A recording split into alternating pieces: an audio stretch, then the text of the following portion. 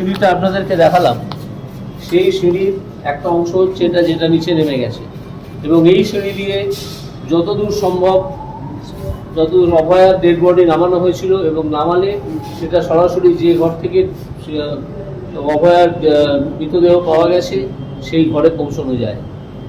এগুলো কোনো কিছুই তদন্তের আওতার মধ্যে আনা হয়নি। এটা সিবিআই এর একটা বিরাট গাফিলতি, বা আমি আবার বলবো সীমা পাহুজার একটা বিরাট গাফিলতি।